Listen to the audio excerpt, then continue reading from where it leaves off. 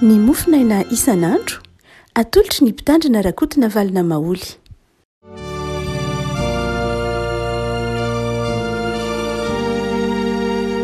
Faly miarahaba antsika riavako tratry ity zoma fa 3 ny volana jona ity. Ny mofinaina voalahatra ho antsika riavako dia ny bokin'ny Genesisy 12:20. Genesisy 12:20 ny andininy voalohany ka hatramin'ny 15:20 amin'ny anaran'i Jesosy. Ary Jehovah niseho tamin'ny Abrahama teo ankazo terepitany Mamre, ary nipetraka teo am-baravarany lainy izy raha nafana ny andro. Dia nanompo ny masony izy ka nijery, ary indreo nisy 3 lahy nijanona teo tandrifiny. Ka noho ny nahita ireo izy dia niala teo am-baravarany lainy ka niazakazaka hijena azy, dia niakohoka tamin'ny tany ka nanao hoe: Tompo, raha mahita fiteo masonao aho masiny ianao, aza dia mandalo ny mpanomponao. Aoka angalana rano kely ianareo hanasana ny tongotrareo, ary aoka mba hiala sasatra kely eo am-pototry ny hazo ianareo, dia haka mofo kely ataonareo ody ambavafo, ary rehefa afaka izany dia andeha ihany ianareo. Fa tonga aty amin'ny mpanomponareo ianareo, ary hoy izy 3 lahy, ataovy ihany arak'izay nolazainao. Dia nandeha faingana Abrahama nakany anday tany amin'ny Sara ka nanao hoe: faingana, maka koba tsara toto intelo ny famarana, dia fetafeta ao ka ataovy mofo. Ary Abrahama kosa niazakazaka nakany amin'ny miomby ka naka zanak'omby tanora sady tsara ka nanolotra azy tamin'ny ankizilahy dia lasa faingana hamboatra azy. Ary Abrahama naka ronono mandry sy ronono ary ilay zanak'omby efa namboariny, dia narosony teo anoloana izy 3 lahy, ary nijanona teo anilany teo ambanin'ny hazo izy, dia nihinana izy 3 lahy. Ary hoy izy 3 lahy tamin'ny Abrahama: aiza Sara vadinao? Ary hoy kosa izy: indro ao anday izy. Ary hoy izy: hiverina aminao tokoa aho raha avy ny taona toy izao, ary indro anana zazalahy Sara vadinao. Ary Sara nandray izany teo am-baravaran'ilay izay toy ivon'ilay niteny. Ary Abrahama sy Sara dia samy efa zokiolona ka nandroso fahanterana, ary efa nitsahatra tamin'ny fomba-behivavy Sara. Ary Sara dia niomia nakapoka nanao hoe: moa mbola hanana hafaliana ihany va rehefa tratrantotra toy izao, sady efa antitra koa tompoko lahy? Ary hoy Jehovah tamin'ny Abrahama: nahoana niomia Sara ka nanao hoe hiteraka tokoa va? Kanefa izao efa tena antitra izao. Fa moa misy zavatra mahagaga sy tsy hain'i Jehovah va?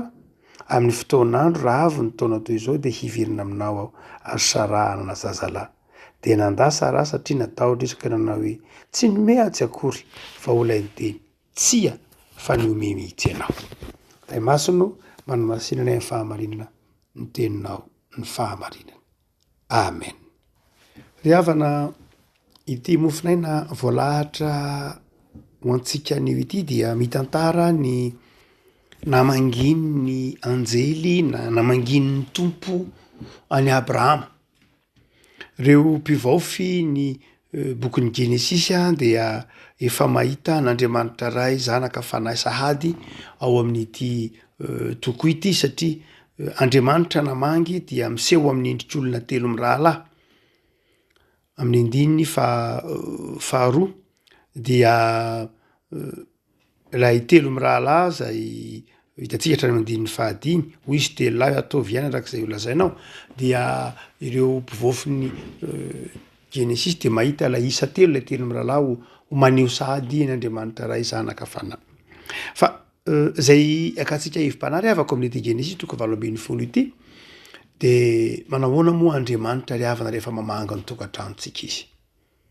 Manahoana koa ny tokony ataontsika rehefa mamanga ny tokantrano namantsika? Inona ny tokony ataontsika rehefa vangin'Andriamanitra? Inona kosa ny fihetsika tokony ataontsika rehefa vanginy ny mpanompon'Andriamanitra? Azo tarafina amin'ity Genesisy 12:20 ity zany ry havako. Asehon'ny Genesisy fa Andriamanitra dia mamango ny olona any amin'ny tokantrano, any amin'ny toerana misy azy. Ny bokin'ny Genesisy dia maneho fa Abrahama dia olon'ny finoana, olona natoky ny fitiavan'Andriamanitra, mpanompon'Andriamanitra, ary dia mamangy azy Andriamanitra, mamangy ny mpanompony Andriamanitra. manatona ny mpanompony any amin'ny toerana misy azy Andriamanitra any amin'ny tokantranony ary misarina olombelona eto Andriamanitra olombelona telo mirahalahy zay niendrika ny sehon'Andriamanitra raha namangy any Abrahama izy tsy hoe zavatra kisendrasendra akory zany ry havako fa ilazana fa Andriamanitra dia akaiky ny olona afaka miresaka amin'ny olona manatona ny olona ary mandray zay atolotry ny olona mihitsy aza zay Andriamanitra amin'ny bokyny Genesisy dia Andriamanitra tsy hoe lavitra be any ananina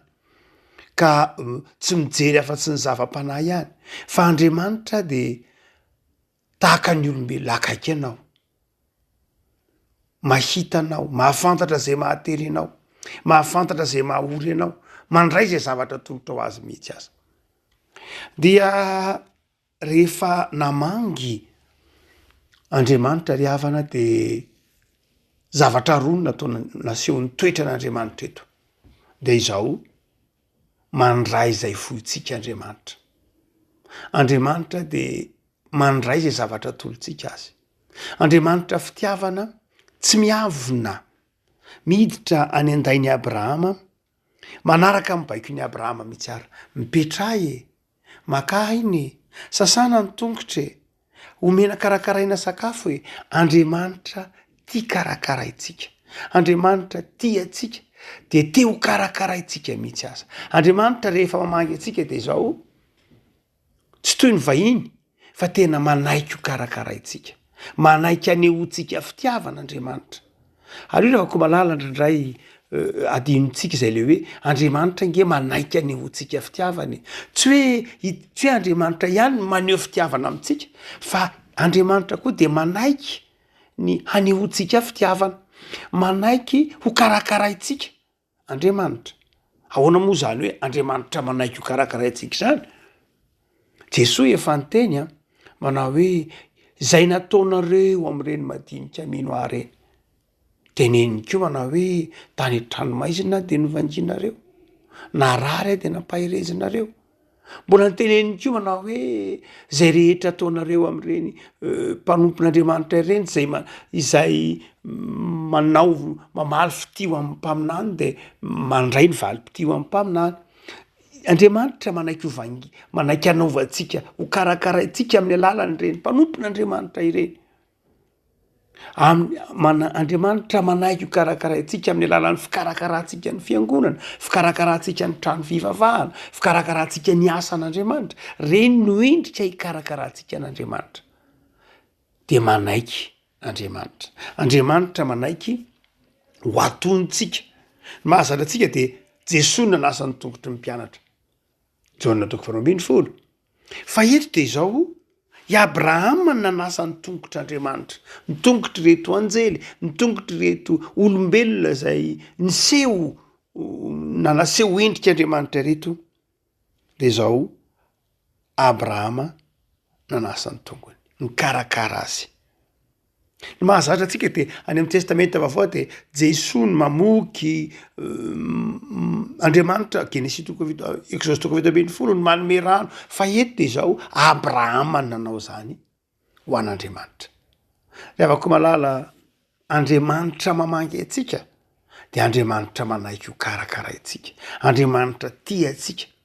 Andriamanitra zany de tsy lavitra atsika io Andriamanitra topotsika io matoa nanome an'Abrahama matoa manome atsika de manaiky ho karakaraitsika fa inona ny hikarakaratsika an'Andriamanitra vitatsika ve fikarakarana ny asan'Andriamanitra sa hoe Andriamanitra ny naninany fa tsisy tokony karakaraina ntsony amin'ny Andriamanitra fa Andriamanitra manome mandrakariva itsika mandray mandrakariva tsy ry havako malala mandray isika mba afaka anome mandray isika ka de afaka manome mandray isika ka tokony anome rehefa ko malala Andriamanitra miandry mankatoa faly am'izay nomanitsika sy atolotsika ho azy omany ary zay karakaranao an'Andriamanitra am'izay nomen'Andriamanitra anao ihany no entinao mikarakara ny asan'Andriamanitra am'izay nomen'Andriamanitra anao ihany no entinao manome voninahitra an'Andriamanitra Andriamanitra tsy mila vaniny fa zay atolotra ho azy am'izay nomeny anao ihany no akanao hanomezanao voninahitra azy de raisiny zany fa ny faharoa hotsika manao hoe Andriamanitra rehefa mamangy sy mitsidika atsika ity ambonin'ny tany ao amin'ny tokantrano misy atsika ao anatin'ny fiangonana de manaiky andray zay rehetra tolotsika. Fa ny faharoa de izao Andriamanitra rehefa mamangy antsika de milaza vaovao mahafaly, milaza vaovao mahafaly. Zavatra tsy noeritreretiny Abrahama mihitsy, ny zavatra noentiny ny afatra nentiny reto mpanompon'Andriamanitra na Andriamanitra reto mihitsy moa. Hanananaka Sara vadinao ka iverina eto aho afaka heritaona ho reo hoy ny tompo dia hanananaka Sara vadinao. Andriamanitra ry afaka rehefa mamangy antsika ny tokantrano any. Andriamanitra rehefa mamangy ny fiangonana na mangy izao tontolo zao dia nitondra vaovao mahafaly. Nitondra vaovao mahafaly ary nilaza Andriamanitra fa mahay ny zavatra rehetra. Zavatra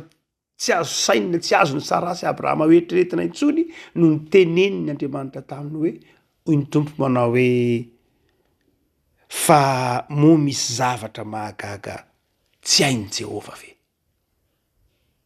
Rehefa namangy atsika Andriamanitra ry havako ny tompo tamin'ny alalan'i Jesoa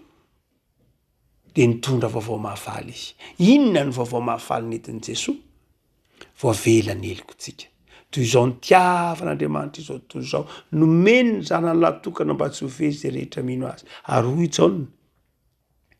Andriamanitra naniraka ny zanaka ho amin'izao tontolo izao tsy hanameloka izao tontolo izao fa mba hamonjy izao tontolo izao. Vaovao mahafaly zany ry havako malala. Mandraky tiany androany, mandraky tiany anio rehefa mamangy antsika Andriamanitra. Vangin'Andriamanitra ao anatin'ny fiangonana isika, vangin'Andriamanitra any amin'ny tokantrano any isika, vangin'Andriamanitra eny amin'ny toeram-piasantsika isika de zao ny vaovao entin'Andriamanitra mandrakariva vaovao mahafaly. Andriamanitra tsy mpilaza loza. Andriamanitra tsy mpilaza loza rehefa mamangy antsika ao anatin'ny tokantrano fa milaza vaovao mahafaly. Eny tokoa amaha olombelona ndraindray mety hoe eny misy aretina lalovana. Marina tokoa fa misy fotoan'Andriamanitra manitsy sy mitaiza. Fa ny vokatry ny fitezan'Andriamanitra de zao vaovao mahafaly mandrakariva. Na inona lalovantsika zany de zao ny Andriamanitra de Andriamanitra mpitiavana, mpitondra vaovao mahafaly ho antsika. No zany rehefa ko malala, inona no asetriny amin'ny vaovao mahafaly hoentin'ny tompo? Ny finoana. Saramo eto de bedy satria nio me hoe aizako ny avitan'Andriamanitra n'izany. Fa i Abrahama kosa de nino? Ny asetritsika ny amin'ny vaovao mahafaly hoentin'Andriamanitra ry havako malala. Ny vaovao mahafaly hoentin'ny tenin'Andriamanitra, ny zavatra andrasan'Andriamanitra amintsika rehefa mamangy antsika izy amin'ny afatra entiny, amin'ny teny entiny de zao ny finoana. Ny olona mandray an'Andriamanitra, mandray ny famangin'Andriamanitra, mandray ny fitsidihan'Andriamanitra azy eo amin'ny tokantrano, eo amin'ny fony, eo amin'ny fiainany de manaiky sy mino ny fitiavan'Andriamanitra. Zay natokan'i Jesoa nibedin'ny Tomasy manao hoe za namangy anao, namangy izao tontolo zao maty tao amin'ny hazo fijaliana nefa ianao tsy mino. Aza isan'izay tsy mino fa mino, satria ny fomba andraisantsika ny famangin'Andriamanitra, ny valiteny andrasan'ny tompo amintsika amin'ny famangina izao tontolo zao de zao ny finoantsika azy. Tsy isika me za ve de tanteraka, za ve de mba vita, de maty tokoa ve ny zanak'Andriamanitra, de Andriamanitra tokoa ve de mamela ny fahadisoako? Tsy zany ny toetra akasitran'Andriamanitra fa ny finoantsika ny fitiavan'Andriamanitra antsika. Rehefa malala tia antsika Andriamanitra ary tsy mitsahatry ny mandolo eo am-baravarantsika. Hoy Jesoa amin'ny Apokalipsy 3:7, ino efa mitsangana eo am-baravarana ka mandodona? Amangy izy io. Raha misy mihaino ny feko de miara misakafo aminy, handray zay atolotra ho azy izy io. Ary zaho aminy mitaky fonina aminao izy io. Rehefa malala mamangy anao Andriamanitra hatramin'izao ora sy fotoana izao. Mbola mamangy anao izy ary tonga ao an-tokantranonao, te handray, te hitsotra, te hifandray aminao, te handray zay atolotra ho azy ary te hitondra vaovao mahafaly sy fiadanana ho anao. Fa aza isan'izay tsy mino aza fa mino.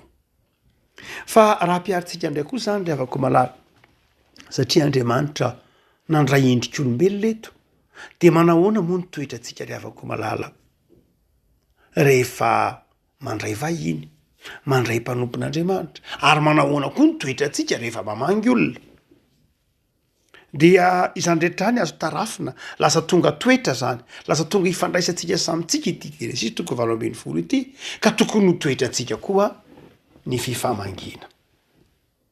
tokony ho toetra ny mpanompon'Andriamanitra ny fifamangina ny tolo malagasy dia nahatakatra mihitsy ry avako malala manao hoe izay mahavangivangy tiankavana fa noho ny antony maro samihafa mitranga ankehitriny eto ambonin'ny tany de tsy tia mifamangy ny olona misy fotoana io trano fandraisam-bahinin'ny olona io tsy nandraisan'ny vahiny na indray mandeha aza tao anatin'ny herintaona misy tokantranon'olona na indray mandeha azy tao anatin'ny herintaona tsy nandraisana vahiny mihitsy efitrano fandraisam-bahiny io manana efitrano fandraisam-bahiny ihany izy fa tsy nandray vahiny izy nandray mandeha azy tsy nandray mpamangy tsy nandray fiangonana ve tsy nandray namana ve tsy nandray fianakaviana ve asa fa izao misy fotoana ry avako malala mpanompon'Andriamanitra koa tsy namangy mihitsy tao anatin'ny herintaona tsy mba nandeha namangy na nitsidika olona de ny valy tenitsika de zao manao hoe efa nilozany toetrandro reny tsisy fotoana zany efa afange ny andro taloha efa taonjato faraika amby roapolotsika izao ny asa ny fotoana fa ny amin'inona zany nandaninao fotoana ny amin'inona ihany nataona hoe mendrika andanina fotoana ny amin'inona ihany zay moa taonjato ny anantsika de zao amin'ny asa ihany mendrika andanina fotoana amin'ny fitadiavam-bola ihany zany ny mendrika andanina fotoana amin'ny fialam-boly manokana ataon'ny tena ihany amina jeu amina sport amin'ny fikarakarana zany ihany amintsika kehitriny mendrika andanina fotoana fa tsy mendrika andanina fotoana amintsika ny mamangy tsy mendrika andanina fotoana amintsika ny mandray vahiny mandany fotoana sy mandany andro amintsika ny mitsidika ray aman-dreny ny mitsidika olo-pantatra ny mitsidika fianakaviana amintsika tsisy hevontsony zany miavako malala ny tolo ary natakatra hotsika teo ny mahavavangy tikavana zava-dehibe ry avako malala ny fifamangina zava-dehibe ny fifamangina ary noho ny toe-javatra inantsika kehitriny de indrandray tsy tia mamangy tsika na tsy tia vangina koa satria tsy tia vangina de tsy mamangy na satria koa tsy mamangy mba tsy tia ho vangina dia any mipetrapotsy ny trano fandraisam-bahiny mipetraka fotsiny ny trano hoan'ny tena ihany tsy mitoetra ntsony le hoe trano tsy misy avaratra zay tsy malena ny alofana de ny trano hoan'ny tena ihany de ao tsy toetra malagasy zany ry avaka ary tsy toetra kristianina mihitsy ndraindray tsy te ho hitan'ny olo anaty tokana ka ny tranona inge kely ka ny tranona inge efa tsy de tsara mifanaka fa efa tranainy daholo hoe sy ny sisa rehetra de tsy tia mandray vahiny isika ny fo angeny mandray vahiny ny fo misokatra ny mandray vahiny fa ndraindray moa mpamangy koa noho ny toe-javatra maro samihafa de ndraindray koa mivoaka avao am'ireo famangina de izao tsy ny tsara no hita fa ny ratsy any am-pamangina re sanatria rehefa mamangy olona de ny fanaripako ny olona no hita fa tsy ny tsara naroson'ny olona na nefitrano fandraisam-bahiny fa ny tsy mety any antranon'olona koa ndraindray no hita andray mba namangy tany zay de zao ka le tokantranon'le olona tao ay zao ny efitrano aika hitahako zao lasa ny tsy mety eny anatin'ny olona indray no hita de manjary lasa kamy mandray vahiny ny olona lasa kamy vangina ny olona zany rehetrany de tokony hovana ry avako malala ny mpamangy mahay mamangy ny vangina mahay mandray mpamangy mila miofotsika indrindra ao anatin'ny tokantrano kristiana tokantrano malagasy lasa manana ataontsika hoe complexe isika satria noho ny elanelana misy eo amin'ny farim-piainana de ndraindray tsy tia vangina ndraindray tsy mety vangina ary rehefa tsy mety vangina na tsy tia vangina de misy zavatra very anankiray am'izay very ny vaovao mahafaly ho entin'ny mpamangy ry avako malala ny toetra kristiana de zao tokony ho tia mamangy mba manokana fotoana mamangy ray aman-dreny mamangy ray tampo nandray mandeha isa-taona indroa isa-taona ary efa betsaka zany am'izao andro zao tsy maninona ataovy indroa isa-taona de mba mahavita mamanginy ndray tapo aminao ianao ndray tapo mety mifankahita mandrakariva fa ataovy hoe ndray tapo amy ray aman-dreny na ndray tapo amy reny be sy ny ray be de tsy mifankahita rehefa misy manjovo mifankahita hiditra ao amin'io trano ihany anke rehefa manjo ho ampidirinao ihany le rehefa misy manjo tsy maintsy famangy any ihany ny olona rehefa misy manjo ko maninona ny miandro manjovo mifamangy fa maninona tsy amin'ny fotoana rehetra mba ny famangy famangy eo anatin'ny fifankatiavana rehefa mafiorina ny fifankatiavana de resy ho azy izany ataontsika hoe complexe na zany ataontsika hoe fifiretana izany dia resy ho azy rehefa mipetraka ny fifankatiavana de tsy hita daholo zany rehetra zany satria ny fifankatiavana no mitoetra fa rehefa tsy mipetraka ny fifankatiavana de izao na trano tsara io na mpamangy mahafinaritra io tsy hita daholo zany rehetra zany fa ny faharoa afaka malala tsika hoe apetraky ny baiboly eto tsara mihitsy zany fa zava-dehibe ny ampianarin'ny tompo amin'ity zany fa Andriamanitra aza namangy ka nahoana ianao ny tsy hamangy Abrahama aza nandray mpamangy ka ahoana ianao ny tsy andray mpamangy fa ny faharoa de zao afaka malala tsy hoe zava-dehibe any ny fifamangina fa ny resaka resahana eo am-pifamangina de zao ny vaovao mahafinaritra ny vaovao mahafaly malagasy rehefa de lasa alolavitra ray volany teny malagasy moa tsika volana jona dia manompo maso zany mahamalagasy atsika zany mihitsy ny malagasy rehefa mifamangy de zao inona ny vaovao inona ny maharesaka ny vaovao tsy voatery ho maresaka ny maresaka tsy voatery ho vaovao inona ny zavatra resahan'ny olona any zao inona ny zavatra manaitra ny olona any zao inona ny maresaka any inona kosa ny vaovao inona ny fandaminana vaovao momba ny fiarahamonina inona ny fandaminana momba inona ny afatry ny mpitondra inona ny afatra avy any amin'ny fiangonana zany ny antsoina hoe vaovao inona no ahoana ny fomba daminana ny fiarahamonina zany hoe lay vaovao de le zavatra ifandaminana zavatra hitondrana ny raharaha zavatra mahasoa hitondrana ny raharaha ny maharesaka koa de le zavatra kapobeny hoe misy fety ariananina misy fihetsiketsehana ariananina misy mitsena tarenanina de tahako zao zavatra maresaka malaza fa ny vaovao kosa de zavatra ilay ifampitondrana ilay fanapaha-kevitra lay tsara ho fantatra fa na inona io na vaovao io na maresaka io ny tolo malagasy de zao rehavako malala zavatra mahasoa ny resahana rehefa mifamangy zavatra mampandroso ny resahana rehefa mifamangy ary zay ny Andriamanitra eto rehefa namangy ka nanana endrik'olombelona de zao nilaza zavatra vaovao mahafaly izy nilaza vaovao mahafaly izy mila ampianarina mamangy ny olona ry havako mila mianatra mamangy amin'ny soratra masina ny olona ary mila mianatra mamangy koa amin'ny fiarahamonina malagasy fa misy ny mamangy ho Paoly fa miraharahany ny olona ny ataony raharaha zany hoe misy ireo mpamangy ihany ho Paoly mpitety trano saingy zao mifosana ataony raharaha manaratsy olona ny ataony raharaha mampizara ny ataony raharaha mampiadana ataony raharaha hoy Paoly eo amin'ny taratasy ho an'ny Korintianina nazava izy manao hoe misy olona de miraharaha ny fiainan'ny hafa ny miresaka ny fiainan'ny hafa ny manaratsy ny fiainan'ny hafa ny tsara ny mamangy hony zany hony mamangy ho Paoly aza eritreretina ho mpamangy zany ho Paoly ary aza soratana akory ho isan'ny mpitondra teny rehefa koa malala ny mamangy de tsy ny manaratsy olona tsy ny mifosa olona ny mamangy de izao mitondra vaovao mahafaly mampahery ny olona mampahery mizara fifaliana miaino ny olona fangina mizara fifaliana mitondra ny tenin'Andriamanitra mitondra ny afatr'Andriamanitra manao zay ifankatiavana manao zay iombonana zany no tsoina hoe mamangy rehefa koa malala enganeo ty famangina isika ary enganeo mpamangy izay mitondra vaovao mahafinaritra mandrakariva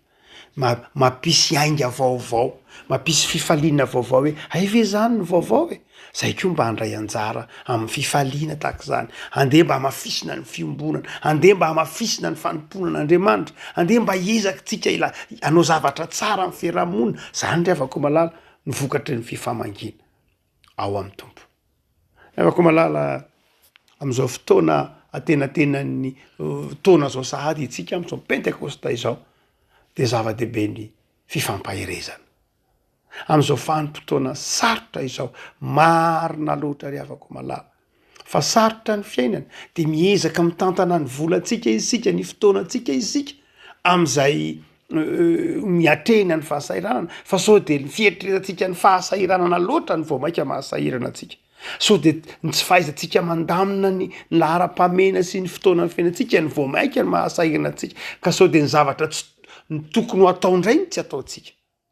sao de ny fotoanantsika lanitsika amin'ny fitadiavana de zay ny voaka mampasahirana atsika ny tompo efa nyteny manao hoe arakaraky ny anomponao ny vola arakaraky ny anomponao ny fitadiavana ny mahasahirana anao fa ny jentilisa zany no ataony zany fa katsao aloha ny fanjakan'Andriamanitra ataovy zava-dehibe ny fitiavana namana fitiavana fianakaviana ny fitiavana ray aman-dreny de anampo anao ny zavatra izay ilainao anatanterahany zany avako malala na de ao anatin'ny fahasahirana asika de ampianarin'ny tompo eto fa izy mamangy atsika tsy mahafoy atsika de ampianarin'ny tompo koa tsika iainy zany famanginy zany ka anana toe-po misokatra amin'ny hafa atsiary fa tsy ilay ny tenanao ihany ianao fa ilay ny hafa koa ianao ho mpampahery azy ilay ny hafa koa ianao mampitraka azy tsy olona pahirezana mandrakarivotsika tsy olona vagina fotsiny ka andray fampahirezana fa olona koa misy fotoana mba ho mpampahery satria mpanompon'Andriamanitra ivavaka sika tompo misaotra anao zahay fa tao aminao zahay atsiary fa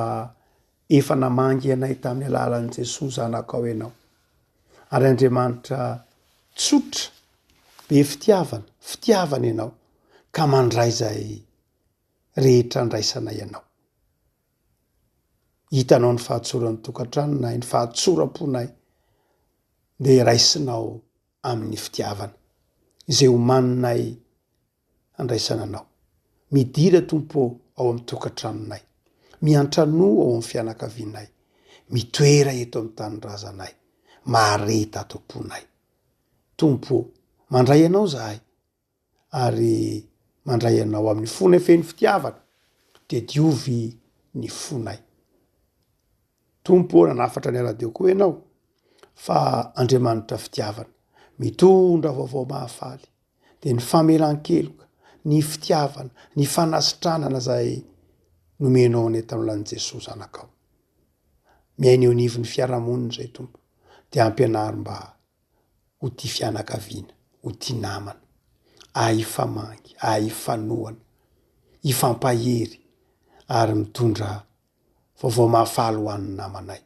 mitondra vaovao tsara sy fampaherezana ho azy am'izay rehetra hifamanginay ny fifankatiavana tompo no ahafahany manatanteraka ny fifampaherezana arak'izay afatrao ampianary zahay hifankaty tompo de mivavaka zay ho an'ny asanay aoka ianao no ampisy fifankatiavana eo amin'ny mpiara-miasa mivavaka zay ho an'ny zanakay omenao fahendrena vavaka zay ho an'ny tokantranonay tsirairay avy omenao fitahina vavaka zay am'izao katoky ny pentekosta izao ampitoero maharitra ty anatinay ho fonina ny fanahinao masina ny fiainanay de mametraka ny fiainanay ho am-pilatananao zahay ray zanaka fanahy masina amen